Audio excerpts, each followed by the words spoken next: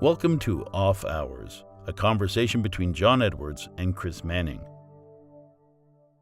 Welcome back again. Thank you. I'm done with traveling for a little bit, I think. I'm a little bit sick of airports at this point. Anyways, I'm happy to be back in the Eastern time zone for a while, and my body has almost recovered now that I've been back for a week or so. So you were out on the West Coast for the Ornamental Turners Symposium. How was that? It was an okay symposium. It wasn't the best symposium that we've had. There's certainly been some better ones. The one we had in Denver 2 years ago was a little bit better from my point of view in terms of the topics. There were more engine turning topics there, and so that was a little bit more interesting for me.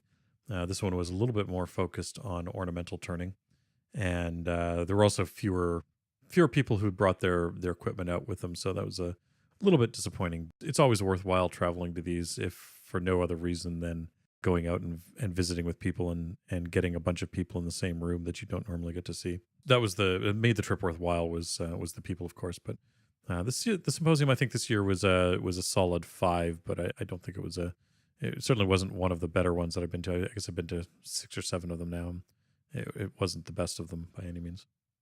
Well, I can empathize with people not wanting to bring their equipment to this particular symposium. I, for one, would not want to try and navigate the streets of Seattle with 1,000-pound ornamental lathe in my trunk. Well, the fortunate thing, I guess, in that case is that it really wasn't in Seattle. It was out by the airport, which isn't really in Seattle proper. But that's one of the other downsides of these symposiums. Is they're often held out near the airport and away from the city. So even though we did get into the city one night for drinks and dinner, you're really not in the city itself. So that makes it a little bit challenging, unfortunately, for finding interesting things to do when the symposium is a bit lackluster like that.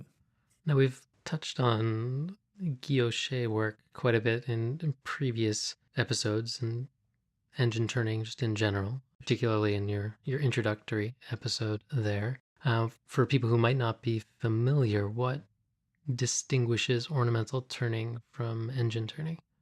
The two arts are very heavily interrelated, and one grew out of the other. So ornamental turning is the original art, if you will.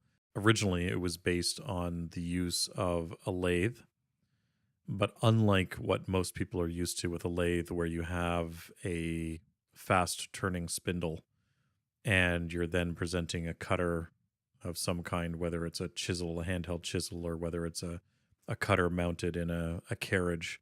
In the case of ornamental turning, it usually involves indexed work.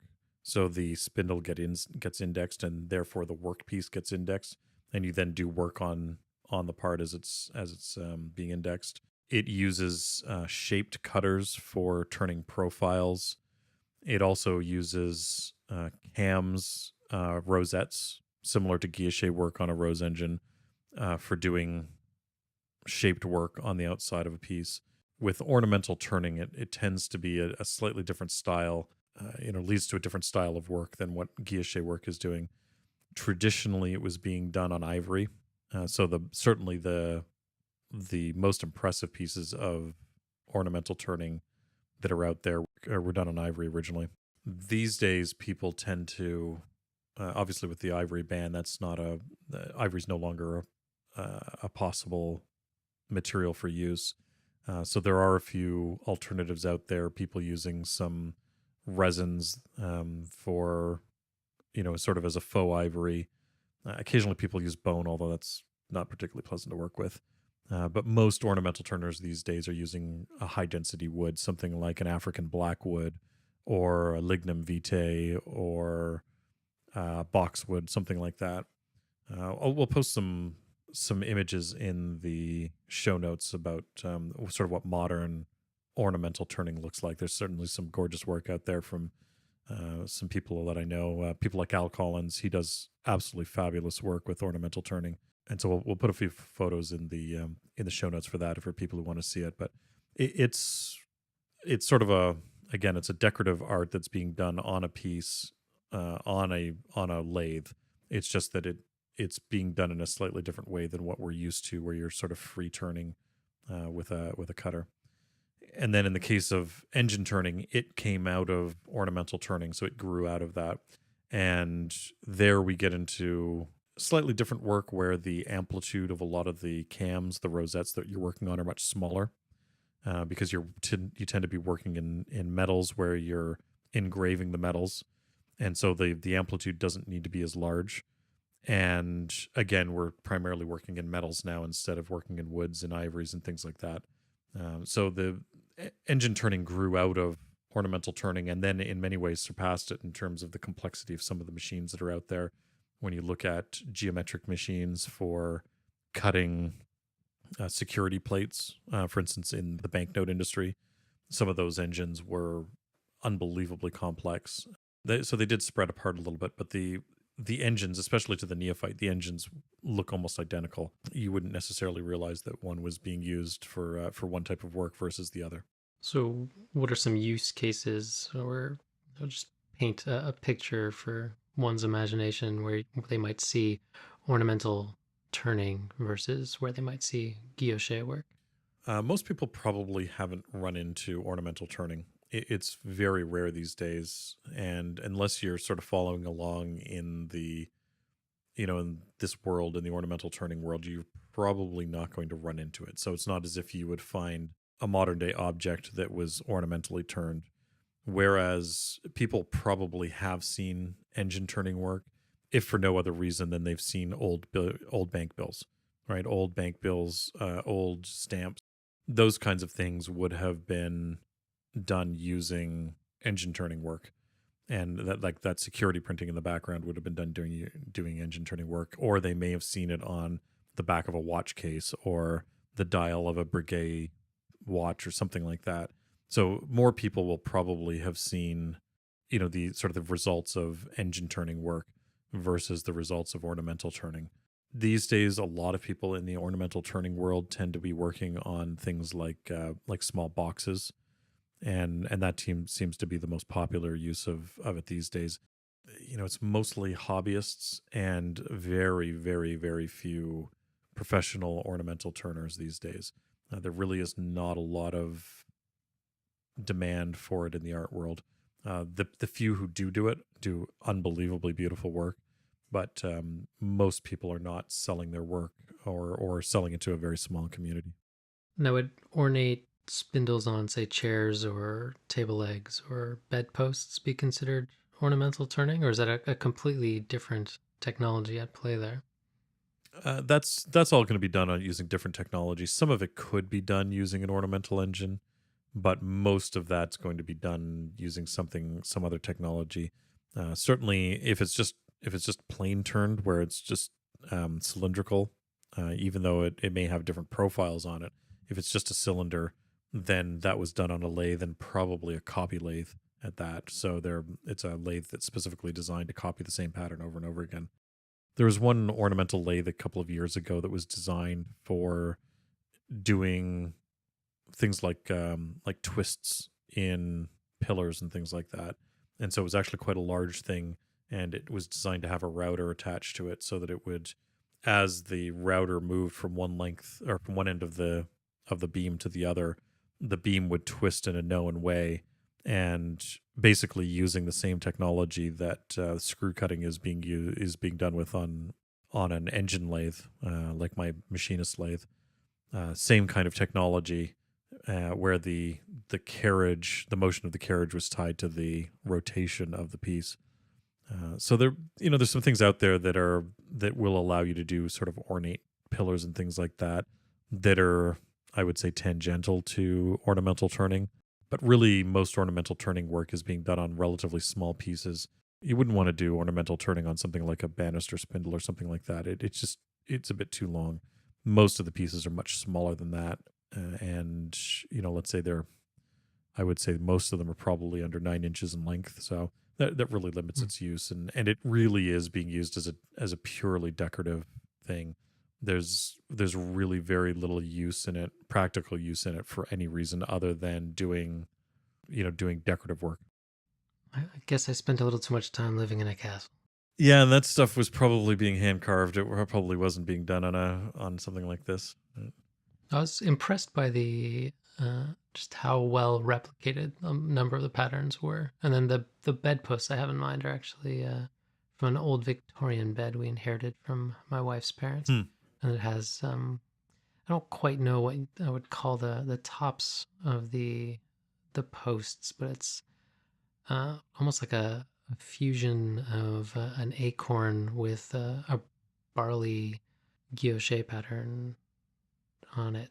They're quite ornate and certainly not something that would have easily been replicated as fastidiously and accurately as it was across the four posts, and then of course around the perimeter of the post as well, just carving it by hand. That'd be quite a talented craftsman. I wouldn't be surprised if they were carved by hand. Depending on the era that they were made in. I wouldn't be at all surprised if they were hand carved. Some of the hand carved work I've seen, the ability for carvers to be able to replicate work like that is pretty impressive. So it wouldn't shock me if they were. I'd be interested in seeing some photos of them, but it wouldn't shock me at all if they were actually carved by hand. Interesting. I shall have to take a closer look at them.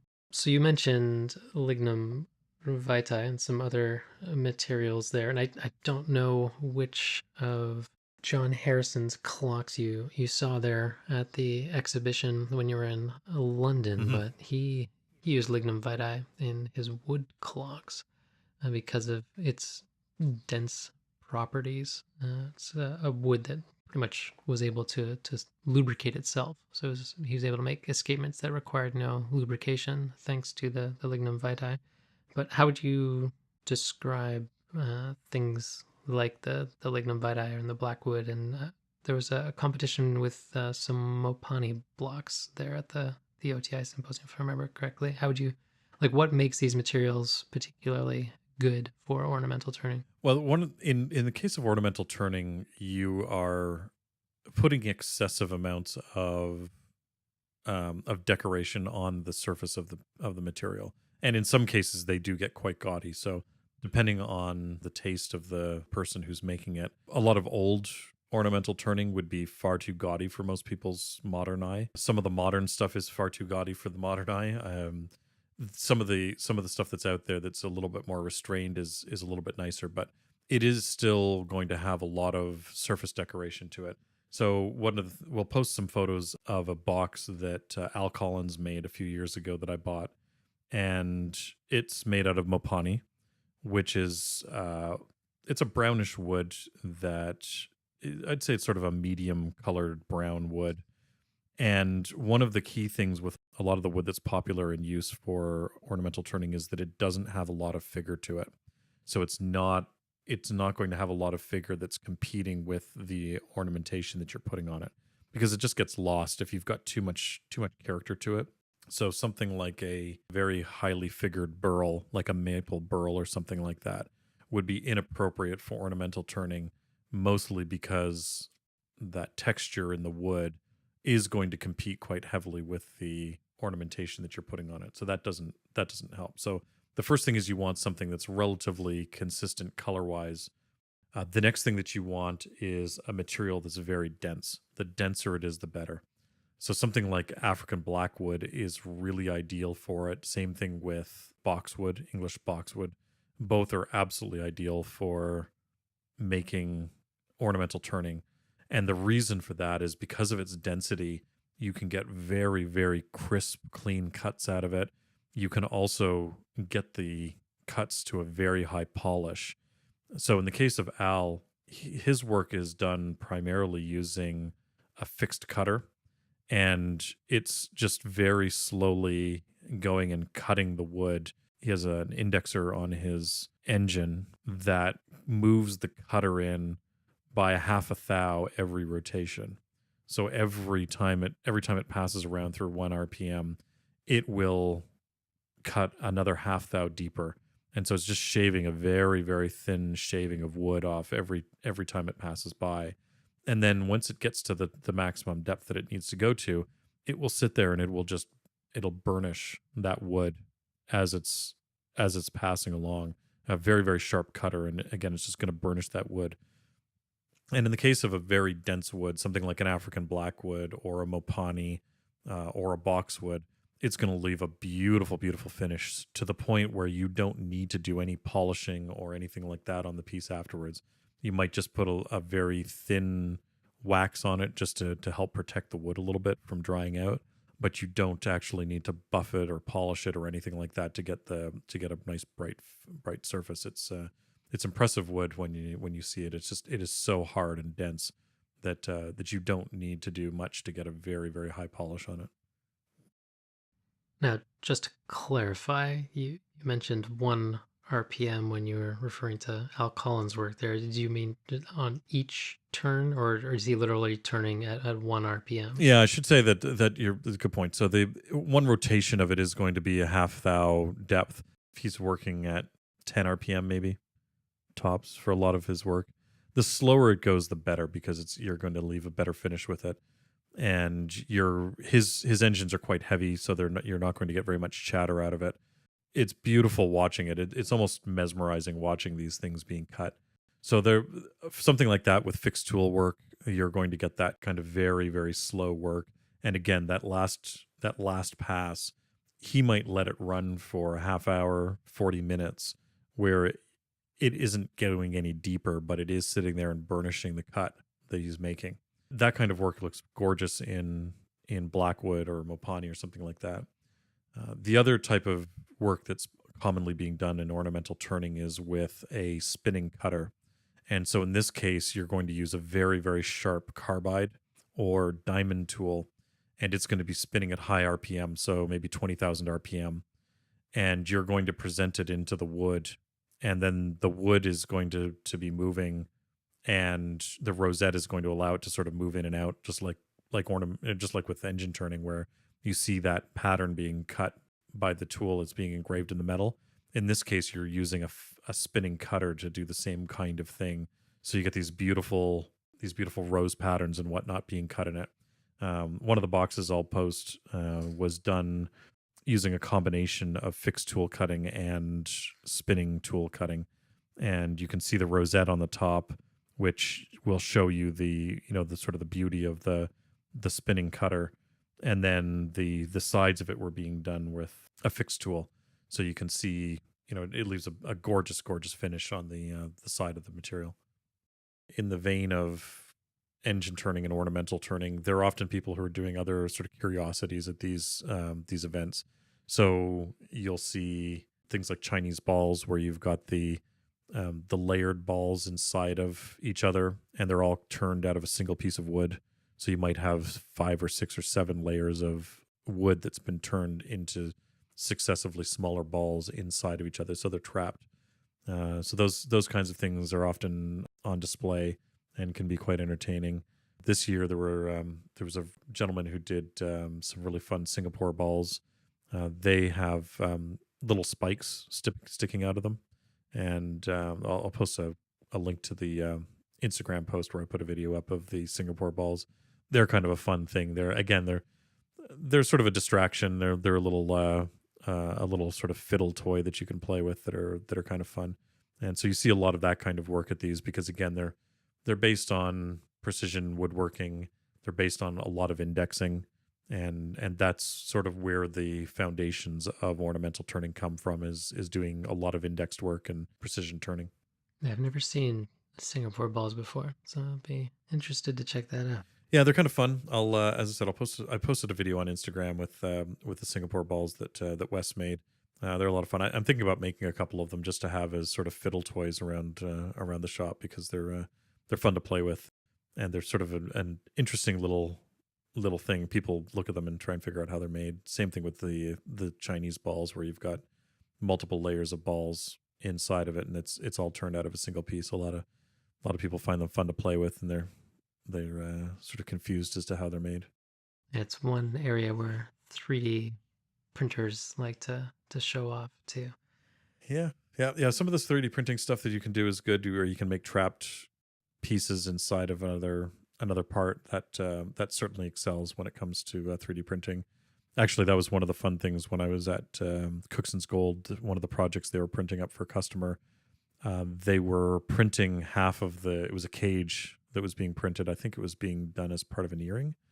And so they would print the first half of it, then they would actually install a gem bead on the post in the center of it, and then they would finish printing it. So the gemstone was basically trapped on a post in the center of this cage, and it's one of those things that it would be nearly impossible to do otherwise. It really relies on the on 3D printing to be able to get it in there. So would they 3D print the setting then for the stone? So they interrupt the flow, I take it, drop the stone in, and Yeah, then yeah, print. yeah, exactly. That is actually quite the feat of engineering, and must have had quite a few experiments to be able to pull that off. Yeah, it's an interesting process. They've also done other things where David was showing me some bracelets, for instance, where they had printed the first half in yellow gold, and then they printed the second half in white gold. So if you flip it over, depending on which way you wear it, you've either got a yellow gold bracelet or a white gold bracelet.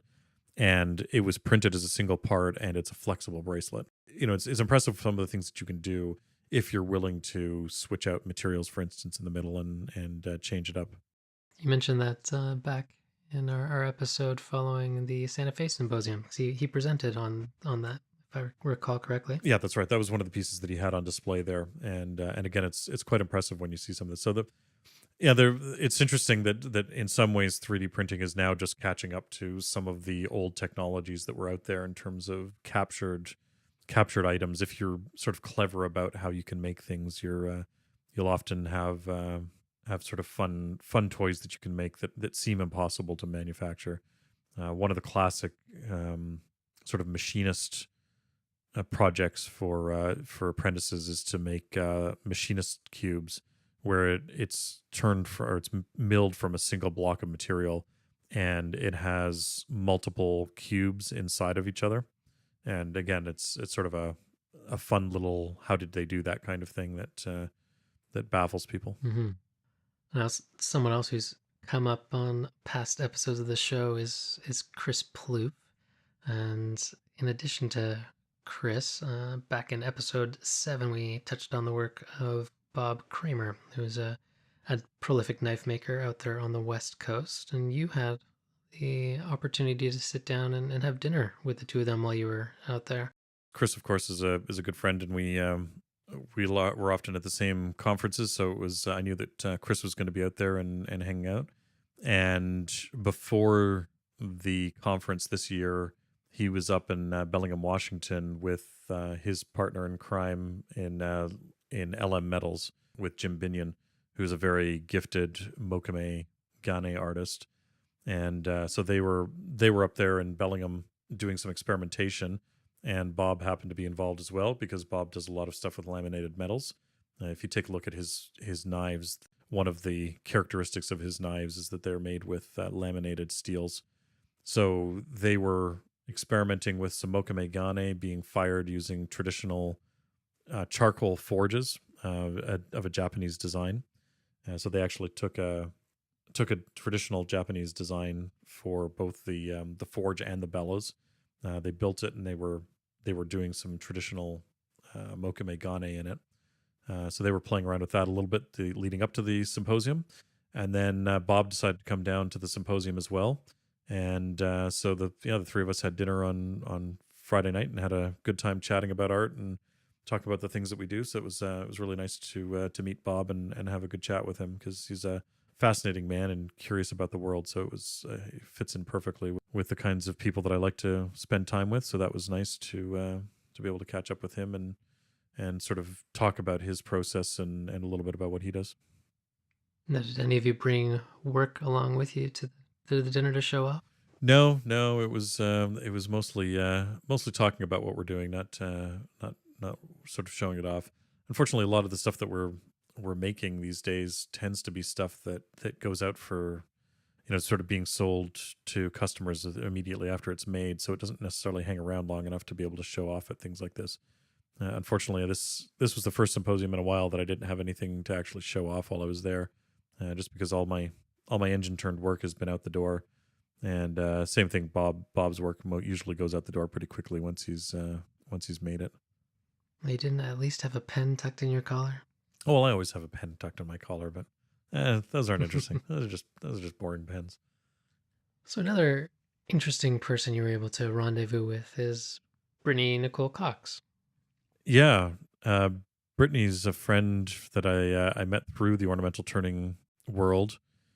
She was at the symposium in Denver a couple of years ago, and we've sort of been orbiting in similar circles for quite a while now. She's an incredibly gifted antiquarian horologist, and certainly one of a handful of people in the world who can do the work that she does, doing restoration work on automatons and particularly complex old watches and clocks and whatnot. She has a shop out in the Seattle area and does incredible restoration work for people all around the world.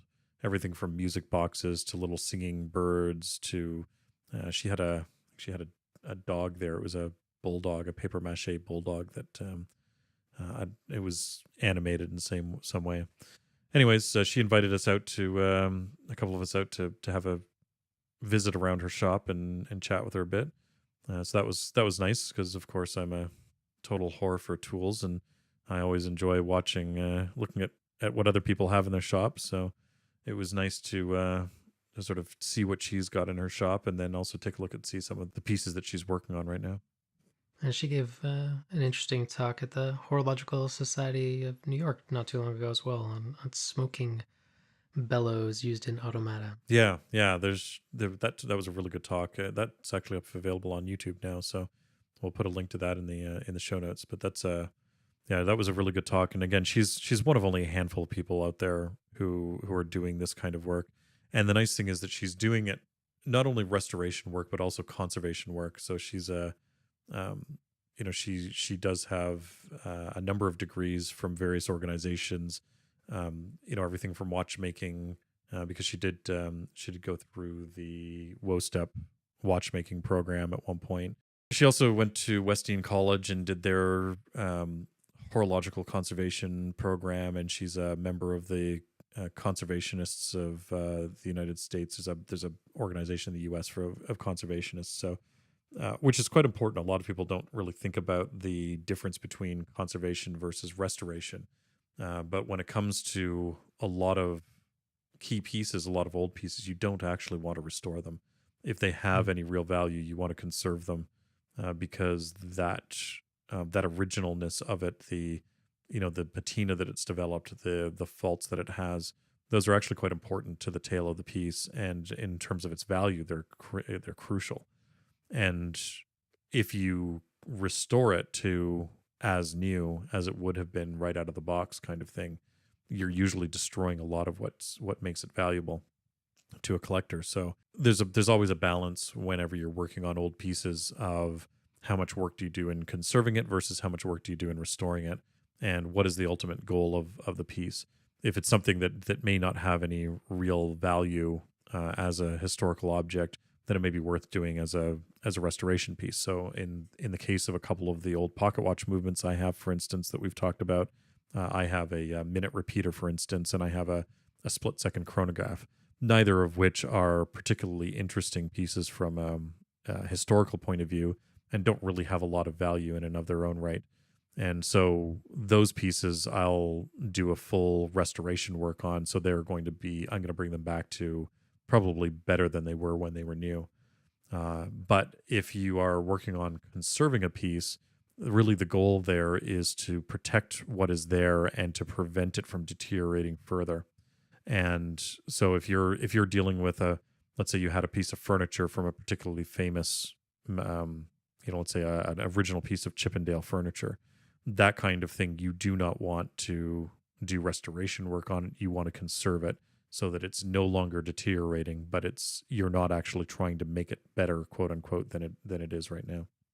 Yeah, it's a difficult balance to strike at times. I'm working on a piece right now for a collector, and we've had a number of back and forths about precisely what to do with the various aspects of the watch. And the primary goal is just going to be to restore it to good working order while leaving much of its charm in the various faults that it still has intact. Right. Right, and that might mean leaving a cracked enamel dial in place versus replacing it or trying to fix that enamel dial. Sometimes it's leaving a wheel that's been corroded but is still functional and stopping the corrosion and that kind of thing. So it is a challenging balance. You also see that in the tool world. So, for instance, we've talked a lot about the ornamental lathes and engine turning machines and whatnot that are used for doing the work that I do. And you take somewhere like the Science Museum in London, in their reserve collection, they have hundreds and hundreds of these engines. I know there's also one of the museums in Paris has a huge reserve collection with hundreds of these engines in their collection. And it's a little bit frustrating as an artist because you look at these pieces and with very little work in some cases, I could restore those pieces back to functioning engines that could be making beautiful work. Actually, the Museum of the Jewelry Quarter that I was visiting when I was in Birmingham, they had a couple of straight line engines there and a Rose engine that were in remarkably good condition. They really just needed a little bit of work to clean them up and get them back in functioning order.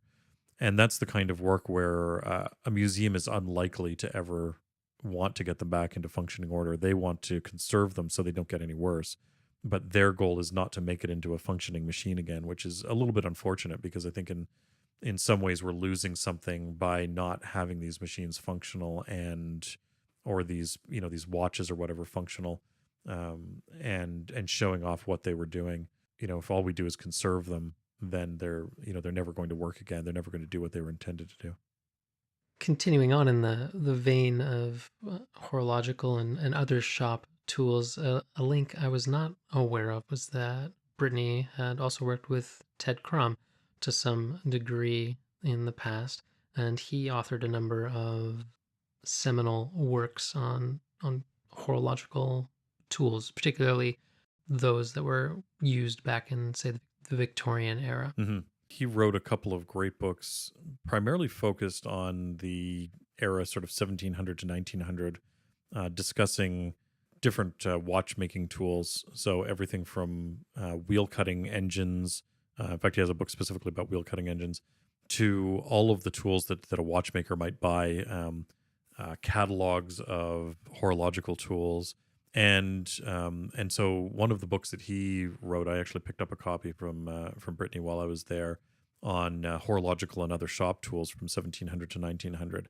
And this covers again a lot of these tools that were being used by horologists several hundred years ago. And one of the key interests for me is that there's a large section in there on engine turning equipment.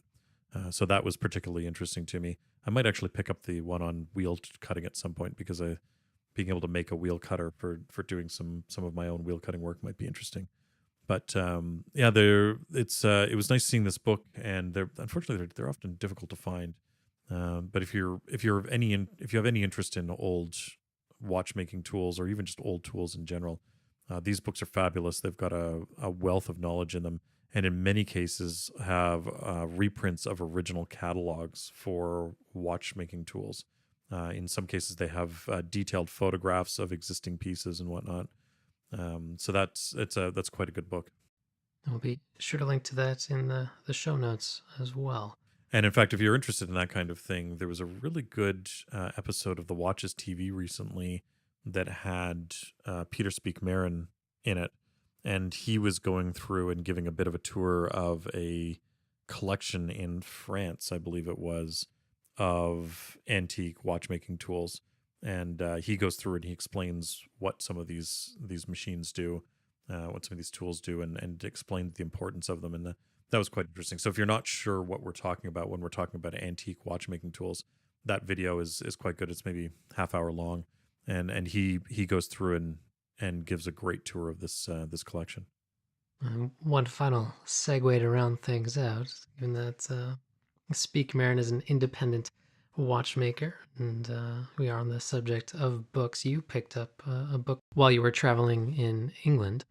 You want to tell us a little bit about that? Yeah, so one of the things I think we discussed briefly on the show a while back was this exhibit of independent watchmakers, and it was Watchmakers, the Masters of Art Horology.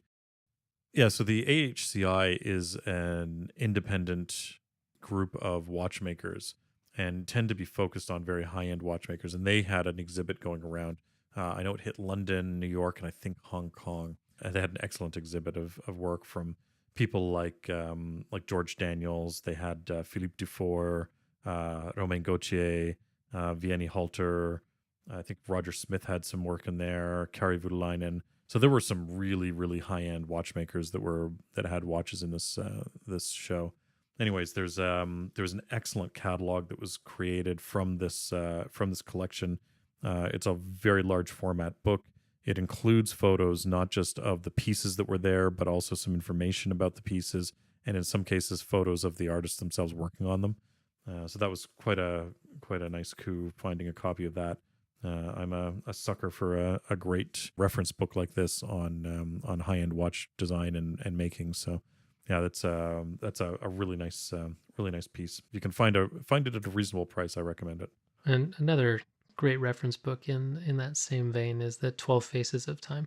Now, all of the photography inside is black and white, and there are some instances in there where I wish the photos were in color, but that shows some bit of behind the scenes of the various independent watchmakers and sort of their lives and their craft, and then of course the pieces that they create as well. So I would also recommend that book. It is certainly a pleasant book, and again, it's unfortunate that it's all in black and white, but there's some great photography in there, and there's certainly some really interesting pieces in there, and it's nice to be able to see people while they're working and see them sort of in situ as they're working. And again, that's one of the reasons why I love being able to visit people's shops, like being able to visit Brittany's shop while I was there. It's fascinating being able to see what people are working on and be able to talk a little bit to them about the process. Brittany's shop is great. It's one of those things that, honestly, except for the lighting in there, it's like walking into a Victorian watchmaker's studio. It really is impressive. A lot of the equipment is period to the actual work that she's working on, and even the stuff that isn't period to that. A lot of that stuff is maybe the newest stuff is early 20th century. It's certainly a nice to be able to see some of these people. If you're ever working with an artist and something like that in a traditional skill like this, traditional art, if possible, it's often worthwhile being able to visit and see what they're doing and where they're doing it, because it does give you some insight into the art and what's involved. It certainly provides a deeper appreciation for the skill and the array of equipment necessary to do what they do. A note for listeners who will be in the Ottawa area the evening of October 23rd, 2018. Rich Lowen and I will be giving a talk at Makerspace North. The talk will be focused primarily on building CNC machines for use in the shop, as well as how the two of us use them to augment the more traditional tools and techniques we use. If this sounds like something you'd be interested in, details as well as a link to where you can purchase tickets will be in the show notes.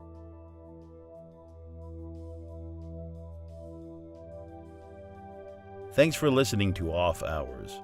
You can find detailed show notes at offhours.show. If you'd like to keep up to date with the show, follow us on Twitter @offhours. John can be found on Twitter @UnderTheLoop, and Chris can be found on Twitter and Instagram @silver_hand.